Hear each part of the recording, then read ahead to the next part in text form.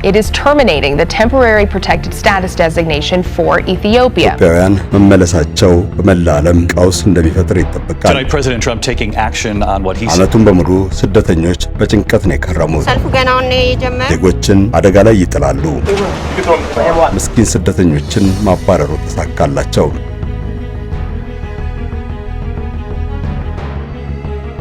የትራምፕ ጨካኝ እርምጃና የኢትዮጵያውያን ስደተኞች ዕጣ ፈንታ።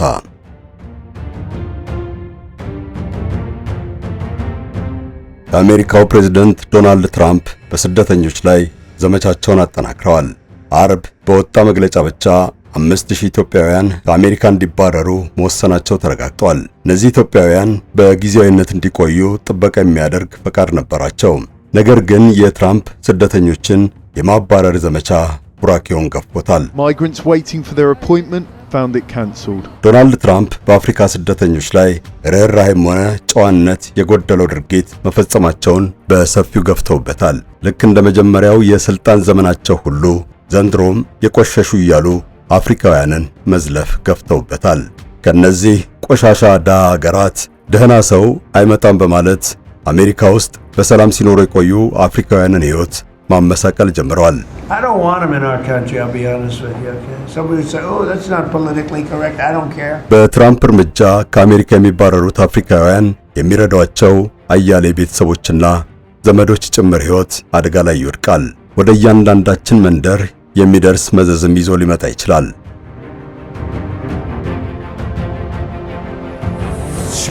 ጸሐፊው ጌዲዮን አያና እንደሚጠቅሰው ከውጭ በሚኖሩ ዘመዶቻቸው ድጋፍ ኑሮን የመሰረቱ ኢትዮጵያውያን በርካታ ናቸው። እነሱ ለመኖር ለሚያስፈልጋቸው ሸቀጥና አገልግሎት የሚያወጡት ገንዘብ ብዙዎች ጋር ይደርሳል። ኢትዮጵያ ውጭ ካሉ ዜጎች ከሚላክ ገንዘብ በዓመት ከ4 ቢሊዮን ዶላር በላይ እንደምታገኝ ማስታወስ ይገባል።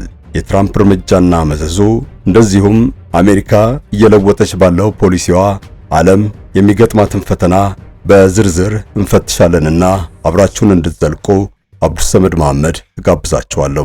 It is terminating the temporary protected status designation for Ethiopia. የአርብ ዕለቱ የትራምፕ እርምጃ የቀደመው የጆ ባይደን አስተዳደር በጊዜያዊነት ተገን የሰጣቸውን ኢትዮጵያውያን ብቻ ሳይሆን የሌሎችንም በርካታ ሀገራት ዜጎች ያካትታል። የጆ ባይደን መንግስት በግጭት ሳቢያ ለዜጎቻቸው ጥበቃ ማድረግ ከማይችሉ ሀገራት ለገቡ ሰዎች በየጊዜው የሚታደስ ፈቃድ መስጠቱ የሚታወስ ነው። ከኢትዮጵያ ለተሰደዱ 8000 ሰዎች በዚህ መርሃ ግብር መሰረት ፈቃድ መሰጠቱም ይታወሳል። የሰሜን ኢትዮጵያ ጦርነት በተፋፋመበት ወቅት አደጋ ላይ ለወደቁ ዜጎች በሚል ነበር ይህ ፈቃድ መሰጠቱ የተነገረው። እነሆ የትራምፕ አስተዳደር ግን በየ18 ወራት እየታደሰ ፈቃዱ ይራዘምላቸው የነበሩ 5000 ኢትዮጵያውያንን ማባረሩ ነው። ግና በዚህም ሳያበቃ እርምጃው ሊቀጥል እንደሚችል ያሰጋል። የአሜሪካ የሀገር ውስጥ ደህንነት መስሪያ ቤት ነው ፈቃዱን የሚያራዝመው። አሁን ባለው ሁኔታ ለትራምፕ ፍጹም ታዛዥ የሆኑትና ስደተኛ ጠል የሚባሉት ክሪስቲኖም ይህን ተቋም ስለሚመሩ ገቢራዊነቱ አያጠራጥርም። የሀገር ውስጥ ደህንነት መስሪያ ቤቱ ስደተኞች ወደ መጡበት ቢሸኙ ሕይወታቸው አደጋ ላይ መውደቅ አለመውደቁን በማጣራት ነው ፈቃድ ሲያራዝም የቆየው። የሰዎቹ የትውልድ ሀገር ሰላማዊና ለመኖር አመቺ ነው ከተባለ ብቻ ይመልሳቸዋል። አሁን ግን ይህን ነገር አጥብቆ መመርመር እንደተወ ነው የሚነገረው። ኢትዮጵያውያኑም ወደ ሀገራቸው ቢባረሩ ሊገጥማቸው ስለሚችለው ዕጣ ፈንታ እንደማይጨነቁ አስታውቋል። ተቋሙ በ60 ቀናት ውስጥ በፈቃደኝነት ለሚመለሱ ሰዎች የአውሮፕላን መሳፈሪያ ደረሰኝ ቆርጦ $1000 ጉርሻ ሰጥቶ እንደሚሸኛቸው አሳውቋል። አሻፈረም ብለው ተደብቀው ሲኖሩ የሚገኙ ከባድ ቅጣት እንደሚጣልባቸው ተነግሯል። On day one, I will launch the largest deportation program in American history. ውድ የሳሎን ቲዩብ ቤተሰባችን በአዲስ ነገር የሚታወቀው ዴምሲ ሪል ስቴት ዛሬ ደግሞ ፔንታውስ ብሎክና ዘመናዊ የንግድ ሱቆችን 29 ካሬ በታላቅ ቅናሽ አቅርቧል። 57 ካሬ ከስቱዲዮ እስከ ባለ 4 መኝታ ቤት ከ295 ካሬ አማራጭ ጀምሮ ይስተናገዳሉ። በ10 ከመቶ ቅድመ ክፍያ ብቻ እስከ 30 በመቶ የሚደርስ ቅናሽ ይኖራል። 60 ከመቶ የረጅም ጊዜ የባንክ ብድር ተመቻችቷል። የንግድ ሱቆችም ከ23 ካሬ ጀምሮ ያገኛሉ። ለበለጠ መረጃ በ0969 40 17 17 ይደውሉ።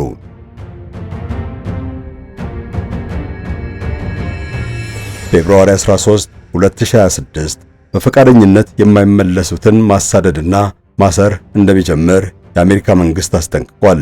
ጊዜያዊው የመኖሪያ ፍቃድ ከኢትዮጵያ በተጨማሪ ለበርማ፣ ሃይቲ፣ ደቡብ ሱዳን፣ ሶሪያ፣ ቬኔዙዌላና ኮሎምቢያ ዜጎች ነው የተሰጠው። የኤልሳልቫዶር፣ ሊባኖስ፣ ሶማሊያ፣ ሱዳን፣ ዩክሬንና የየመን ዜጎችም የዕድሉ ተጠቃሚ ነበሩ። የኢትዮጵያ ስደተኞች ቁጥር ከ8000 ስለማይበልጥ አነስተኛ የሚባል ነው። ከአንዳንዶቹ ሀገራት በመቶ ሺህ የሚቆጠሩ ሰዎች በዚህ ዕድል ተጠቅመው በአሜሪካ ይኖራሉ። የእነዚህ ሁሉ ሀገራት ስደተኞች ፈቃድ ተሰርዞ ወደ መጡበት መመለሳቸው በመላ ዓለም ቀውስ እንደሚፈጥር ይጠበቃል። የአሜሪካ የሀገር ውስጥ ደህንነት መስሪያ ቤት ኃላፊ ክሪስቲ ኖም ባለቃቸው ትራምፕ ቢሞገሱም በርካታ ተቃውሞ ይቀርብባቸዋል። ሴትዮዋ በምክር ቤት ሪፖርት ሲያሰሙ በድንገት የአዳራሽ ተቃውሞ ተነስቶባቸው መነጋገሪያ ሆኗል። በየቀረቡበት ጋዜጣዊ መግለጫና መድረክ በስደተኞች ላይ እንደሚጨክኑ እየተነሳ ይኮነናሉ። እሳቸው ግን ለአለቃቸው ዶናልድ ትራምፕ ፍጹም ታዛዥ ሆነው ሕገወጥ ስደተኞችን ከአሜሪካ ምድር ጠራርገው ማባረሩን ገፍተውበታል። ይህን ማድረጋቸውን ደግሞ እንደ ታላቅ ስኬት ከመግለጽ ወደ ኋላ አይሉም። ኃላፊዋ ፕሬዝዳንት ዶናልድ ትራምፕ ዳግም ወደ ስልጣን ከመጡ ወዲህ 2 ሚሊዮን ስደተኞች ከአሜሪካ መባረራቸውን እጅግ ውጤታማ ሥራ እንደሆነ ዘርዝረዋል። ቋንቋችንን የማይረዱ ለመግባባት የሚያስቸግሩ ሙያ ቢኖራቸው ራሱ ተነጋግሮ ለማሰራት የማይመቹ ሰዎች ችግር ናቸው ይላሉ። ለምሳሌ እንደሳቸው አገላለጽ በሾፌርነት የሚቀጠሩ ስደተኞች ሙያና ክህሎት ቢኖራቸውም እንግሊዘኛ ካልቻሉ ዞሮ ዞሮ አደጋ ይፈጥራሉ። የመንገድ ምልክት የማይለዩ፣ ሕግ የማይገባቸው፣ ከጸጥታ አስከባሪዎችም ጋር መደማመጥ የማይችሉ ናቸው። ነዳጅ የተሞላ ሊቀጣጠልና ሊጋይ የሚችል ማጠራቀሚያ የተገጠመበት መኪና ነው የሚነዱት። ዜጎችን አደጋ ላይ ይጥላሉ። ስለዚህ ሕገወጥ ስደተኛ ሾፌሮች ከአሜሪካ መንገዶች መጽዳት ይኖርባቸዋል።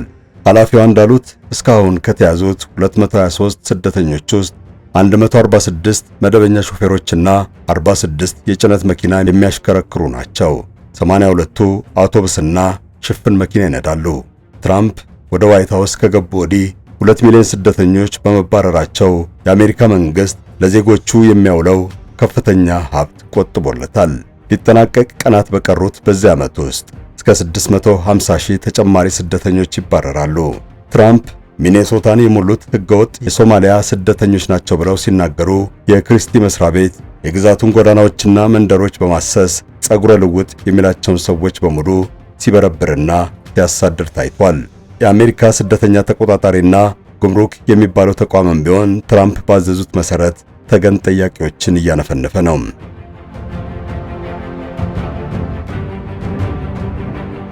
ፕሬዝደንቱ ላያቸው አልፈልግም ከሚሏቸው ሀገራት ስደተኞች ድርሽ እንዳይሉ የአሜሪካን በሮች ማጥበቁ ይነገራል። ቆሻሻ ሀገራት ተብለው ከሚዘለፉት ውስጥ አንድም ሰው ዝር እንዳይል የገቡም ካሉ ተለቅመው መባረራቸውን ያጣራል። ኢትዮጵያ በትራምፕ ዜጎቻቸው እንዳይገቡ ከተከለከሉ ሀገራት መካከል አይደለችም። ይሁንና በሌላ ዘዴ ልጆቿ ከአሜሪካ ይቀነሳሉ። በአዲሱ እርምጃ ሌላው ቀርቶ የብሪታንያ ዜጎችም ወደ አሜሪካ ለመግባት ዋስትና የላቸውም። ከማይረቡት ይልቅ ኖርዌይን የመሳሰሉ ሀገራት ጨዋ ዜጎቻቸውን ለምን አይልኩልንም በማለት ነው ትራምፕ የተናገሩት። ትራምፕ እጠላቸዋለሁ ከሚሏቸው ሀገራት ብቻ ሳይሆን ከየትም ቢሆን ማንም በዘፈቀደ እንዲገባ እንደማይፈልጉ አስታውቀዋል። ዶናልድ ትራምፕ በቅርቡ በተከበረው የምስጋና ቀን በዓል መልእክታቸው ስደተኞችን በተመለከተ የተለመደ አቋማቸውን አንጸባርቀዋል። ከሦስተኛው የዓለም ሀገራት የመጡ ስደተኞች ውጠውናል በማለት በዚሁ አጋጣሚ ኮንነዋል። የደሃ ሀገራት ስደተኞች የምዕራባውያንን ስልጣኔ ተቀብለው ለመኖር እንደማይችሉም ጠቅሰው ተችተዋል። ዜግነት ቢኖራቸው እንኳ ቀምቶ ማባረር እንደሚያስፈልግ በማህበራዊ ትስስር ገጻቸው አስፍረዋል። ትራምፕ ይህን መልእክት ባስተላለፉበት ሰሞን በዋሽንግተን በዋይት ሃውስ ቤተ መንግሥት በሚቀርብ አካባቢ አንድ አፍጋኒስታናዊ ስደተኛ 2 የብሔራዊ ዘብ ባልደረቦችን ስምሪት ላይ ያሉ ተኩሶ መምታቱ ጉዳዩን ቤንዚን ሆኖ አቀጣጥሎታል። እንደ አውሮፓውያን አቆጣጠር በ2021 ወደ አሜሪካ የገባው አፍጋኒስታናዊ በጭንቀት የታመመና የአእምሮ መረጋጋት ችግር የገጠመው ነው ቢባልም ስደተኛ ጠሉን የመንግስት ፖሊሲ ትክክለኛነት መሻር አልተቻለም። አሜሪካ ከአፍጋኒስታን 120 ሺህ ስደተኞች በቅርብ ጊዜ ተቀብላለች። ይህም አክራሪና አሸባሪ ስደተኞችን ስትሰበስብ እንደኖረች ተደርጎ ጉዳዩ በእጅጉ እንዲራገብ ምክንያት ነው። ትራምፕ ወዲያው ስደተኛ ይምጣብን፣ የመኖሪያ ፈቃድም አይሰጥ የሚለውን አቋም አጠባበቁት። ከጥቂት ቀናት በፊት ትራምፕ የዓመቱን መገባደድ አስመልክቶ ባደረጉት ንግግር ደግሞ በሶማሊያውያንና ሀገሪቱ ላይ ጸያፍ ስድብ ሰንዝረው እንዳይመጡ አሳስበዋል። ሚኔሶታን የመሰለ ውብ ግዛት አውድመውብናል በማለትም ወንጅለዋል። የሕዝብ ተወካዮች ምክር ቤት አባሏን ትውልደ ሶማሊያ ኤልሃን ዑመርንም አዋርደዋል። ሶማሊያውያን ወደ አሜሪካ የገቡት በሕገወጥና በወንጀል በተገኘ የመኖሪያ ፈቃድ እንደሆነ ዘርዝረው ጉዳዩን ከሕገወጥ ስደት ቁጥጥር ጋር አቆራኙት። በመቶ ሺህ የሚቆጠሩ ሶማሊያውያን በዚህ የተነሳ እየተሳደዱ ነው።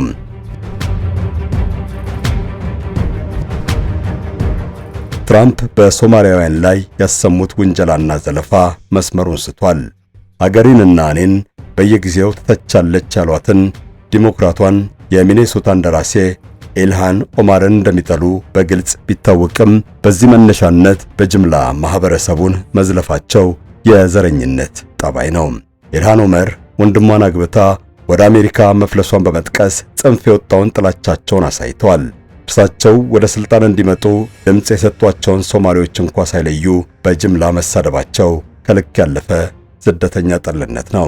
ትራምፕ ዲሞክራቷ ተፎካካሪያቸው ካማላ ሃሪስን አሸንፈው ስልጣን ከያዙ 1 ዓመት ሞላቸው። ዓመቱን በሙሉ ስደተኞች በጭንቀት ነው የከረሙት። ትራምፕ የድሃ አሜሪካውያንን ኑሮ እንደሚያሻሽሉና የዋጋ ግሽበትን እንደሚያረግቡ ቃል ገብተው ነበር። ይህም ወደ አሜሪካ ተሰደው ዜግነትና ፈቃድ አግኝተው የሚኖሩ ሰዎችን ተስፋ ስለሞላ በርካቶች ድምጽ ሰጥተዋቸዋል። ነገር ግን እንደ ቃላቸው የዋጋ ንረት ማርገብም ሆነ ኢኮኖሚውን ማረጋጋት አልቻሉም። ይልቅስ ሁሉንም የአሜሪካ ችግር ያላከኩባቸውን ስደተኞች ማሳደድ ቀለላቸው። እንደ ኢሎን ሙስክ ያሉ በጥረታቸው የቢሊዮን ዶላር ሀብት ለማጋበስ የሚፎካከሩ የአሜሪካ ቱጃሮችን ሰብስበው ግብር እንደሚቀንሱላቸው ያሰሙትን መሐላ ከመፈጸም ምስኪን ስደተኞችን ማባረሩ ተሳካላቸው። ትራምፕ አሜሪካውያን በማይሞክሩት ዝቅተኛ ገቢ በሚያስገኝ ሥራ ተሰማርተው ኑሮን በችግር የሚገፉ ስደተኞችን በማሳደድ የሚያተርፉት ነገር አይታወቅም። በአሁኑ ወቅት ዜግነት ያላቸውን ስደተኞች ጭምር ለማስወጣት እየዛቱ ነው።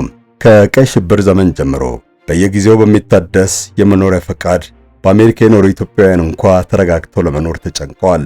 የትራምፕ አሜሪካ ከዚህ በኋላ አይጠቅምም ለምትለው ስደተኛ የመኖሪያ ፈቃድ ብቻ ሳይሆን ሕክምናና ሌላም መሰረታዊ አገልግሎት ልትነፍቅ ተዘጋጅታለች።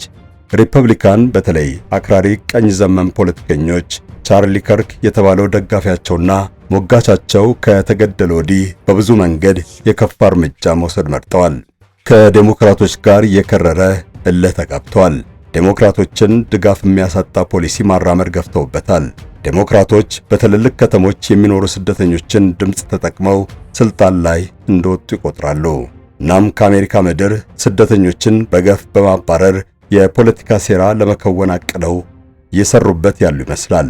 ዶናልድ ትራምፕ ወደ ስልጣን እንደተመለሱ በአሜሪካ ኑሮ የተወደደውና ኢኮኖሚው ያልተረጋጋው እንደ ቻይና ባሉ አገራት ያልተገባ ንግድ ምክንያት ነው በማለት የቀረጥ ጦርነት አወጁ። ብዙ አይነት የንግድ ማዕቀብ በቻይና ላይ ጣሉ። በርካታ አገራትን ደግሞ በቀረጥ አቀቡ። አፍሪካ፣ ሜክሲኮ፣ ህንድና አውሮፓውያን በትሩ አርፎባቸዋል። ይህን ሁሉ አድርገውም ግን የአሜሪካን ኢኮኖሚ አላረጋጉትም። ጦርነትን ከዓለም በማስወገድ የኢኮኖሚ ስክነት ለማንገስ ፎክረው ነበር። የአንዳንድ አገራትን መንግስታት ውጊያ አቁመው አደብ እንዲይዙ አስፈራርተዋል። ይሁን እንጂ የዓለምን ኢኮኖሚ በዋናነት ያቃወሰውንና በአንድ ቀን ሊያስቆሙት ቃል የገቡበት የዩክሬንና ሩሲያ ጦርነት ቀጥሏል። በመካከለኛው ምስራቅና ሌላም አካባቢ የሚፈነዳው ጦርነት እንዳትረጋጋ ሰበብ ነው። የአሜሪካ ኢኮኖሚና ገበያም እንዳይሰክን አድርጓል።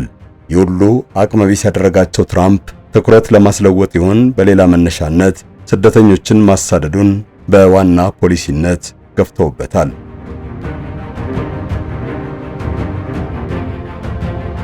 ትራምፕ በመላ ዓለም በ8 አካባቢዎች የሚካሄድ ጦርነት ለማስቆማቸው በመዘርዘር የሰላም ኖቤል መሸለም እንደሚገባቸው ወጥተዋል። አያሌ ሰዎችን ከሞት ስለታደኩ የሰላም አባት ነኝ በማለት ሰብከዋል። ይህን ባሉ ማግስት ቬኔዙዌላን ለመውጋት ብረት ወልውለዋል። የቬኔዙዌላ መንግስት አደንዛዥ ዕፅ ይነግዳል በሚል ክስ በባህር ጠረፉ በሚንቀሳቀሱ ጀልባዎች ላይ አደጋ እንዲጣል አዘዋል። ሆኖም ፈቃድ የሌለው ጦርነት ከፍቶ እልቂት በመፍጠር የአሜሪካ ምክር ቤትና ተቀናቃኞቻቸው ሲያብጠለጥሏቸው ለዘብ አሉ። በእርግጥ ትራምፕ የፈለጉትን ከማድረግ የሚያስቆማቸው ላይኖር ይችላል። ነገር ግን ከአንድ ዓመት በኋላ የስልጣን ዘመን አጋማሽ ምርጫ ይጠብቃቸዋል። ይህ ምርጫ በአሜሪካ ምክር ቤቶች አሁን ያለውን የፖለቲካ ኃይል ሚዛን እንደሚቀይረው ይታመናል። በቅርቡም በጀት ለማጽደቅ ከባድ ፈተና ሲገጥማቸው ታይቷል። በቀጣይ ደግሞ እሳቸውም ሆኑ ፓርቲያቸው ሪፐብሊካን ቅቡልነት እያጡ መሄዳቸው እንደማይቀር ይገምታል። ከዚህ አይነቱ ጉዳይ ላይ ትኩረት ማስቀየር አስፈላጊ መስሎ ስለታያቸው ስደተኞችን ሰለባ እንዳደረጉ ብዙዎች ይናገራሉ። የአሜሪካ መንግስት ከሰሞኑ ይፋ ባደረገው የብሔራዊ ደህንነት ስልት ሰነድ ላይ አያሌ ለውጥ አሳይቷል። ሰነዱ ሩሲያና ቻይናን እንደከዚህ ቀደሙ በጥላቻ ከማንሳት መቆጠቡ በስፋት እያነጋገረ ነው። የአውሮፓ ሀገራትና የሰሜን አትላንቲክ ጦር ቃል ኪዳን ድርጅት ኔቶ አባላትን በተመለከተ ጥብቅ ወዳጃዊ ሐሳብ አልተካተተበትም። ሰነዱ ባጭሩ በጠቀሳት አፍሪካ ላይ አሜሪካ የፖለቲካ ጫና ማሳረፍ እንዳቆመች ያወሳል። አህጉሪቱ ከእርዳታ መላቀቋንም ይጠቁማል። የአፍሪካን ውድ ማዕድናት ቆፍሮ ማውጣት አስፈላጊ መሆኑን ትራምፕ የሚያነሱት ተደጋጋሚ ሐሳብ በሰነዱ በግልጽ ሰፍሯል። ማዕድን አልባ የአፍሪካ ሀገራትን በሚመለከት ያለውን ዕቅድ ግን አልገለጸም። ኤርትራና ኢትዮጵያ ወደ ጦርነት እንዳይገቡ ትራምፕ እንደሚፈልጉ ሰነዱ አውስቷል። የኢትዮጵያና ሶማሊያን ሰላምም ይሻሉ። ይሁን እንጂ በአፍሪካ ቀንድ፣ በቀይ ባህርና በሌሎች አህጉራዊ አጀንዳዎች ላይ የተብራራ ነገር የለውም። ትራምፕ ከረጅም ጊዜና ተሻጋሪ ዕቅድ ይልቅ እንደ ገንፎ በትኩስ የሚበላ ጉዳይ ነው ይዘው የመጡት። ከሳምንት በፊት ኮንጎ ኪንሻሳና ሩዋንዳን አስታረቁ ተብሎ መሪዎቹን የሰላም ስምምነት አፈራርመዋል። በኮንጎና በአፍሪካ ታላላቅ ሐይቆች ቀጠና የሚገኙትን ውድ ማዕድናት ቆፍሮ በማውጣት ለገበያ ማቅረብ የተባለ ሁሉንም የሚጠቅም የሰላም ዕቅድ እንዳላቸው ትራምፕ አስታውቀዋል። ይሁን እንጂ የሩዋንዳና የኮንጎ መሪዎች ገና የስምምነቱ ፊርማ ቀለም ሳይደርቅ መካሰስ ቀጥለዋል። በምስራቃዊ ኮንጎ በተለይ በማዕድን በበለጸጉ ግዛቶች በሩዋንዳ ድጋፍ የሚንቀሳቀሰው M23 የተባለው ሸማቂ ቡድን ውጊያውን ማጠናከሩ ተመልክቷል። ትራምፕ ስምምነቱን ሲያፈራርሙ የሩዋንዳና ኮንጎን መሪዎች ከማጨባበጥ በዘለለ ጉዳዩ በቀጥታ የሚመለከታቸው ሸማቂ ቡድኖች አልተወከሉም። ዶናልድ ትራምፕ በቅርቡ የኢራንን ኒውክሌር ማብለያ ጣቢያዎች በከባድ ቦምብ ማስደብደባቸው ይታወሳል። ይህም የኢራንንና እስራኤልን ጦርነት በ12 ቀናት ውስጥ እንዲቆም እንዳደረገ ይናገራሉ። የእስራኤልን መንግስትና ሐማስን ስምምነት በማፈራረምም የጋዛ ጦርነት እንዲቋረጥ ምክንያት መሆናቸውንም ይጠቅሳሉ። ይሁን እንጂ ከሰሞኑ ኢራን ኒውክሌር ለመሞከር በጣም ተቃርባለች የሚል ሪፖርት በተደጋጋሚ እየወጣ ነው። ሐማስም ገና መሳሪያ ለመፍታቱና የእስራኤል ጦር በጋዛ ላይ የሚያካሂደው ድብደባ መቀጠሉ ይዘገባል።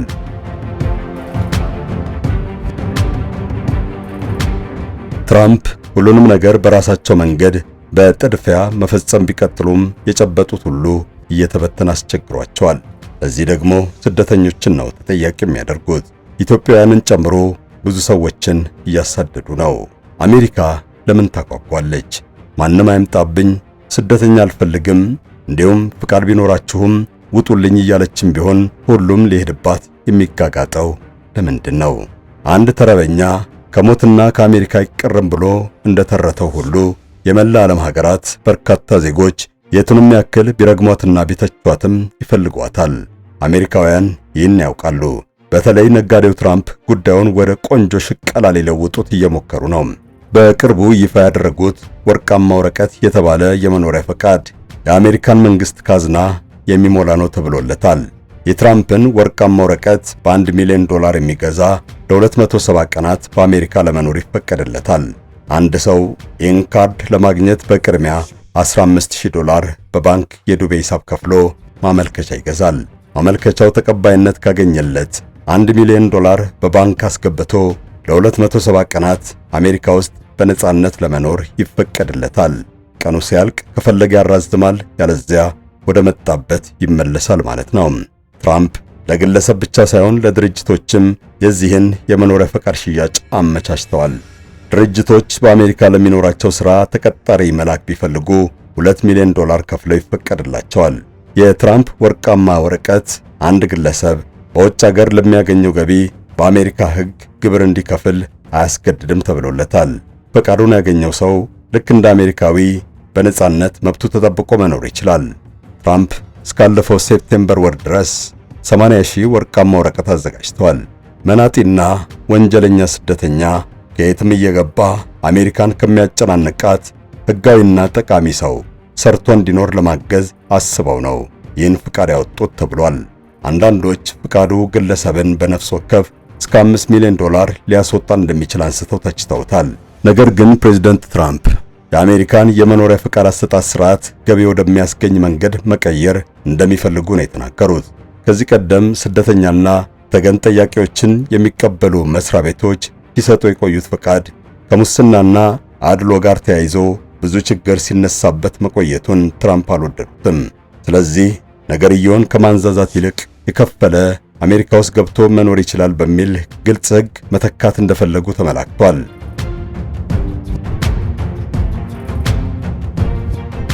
ገንዘብ ካለ በአሜሪካ መንገድ አለ በሚል ብሂል የመኖሪያ ፈቃድን የማግኛውን መንገድ ወደ ገንዘብ መለወጥ መፈለጋቸው ነው የተገለጸው።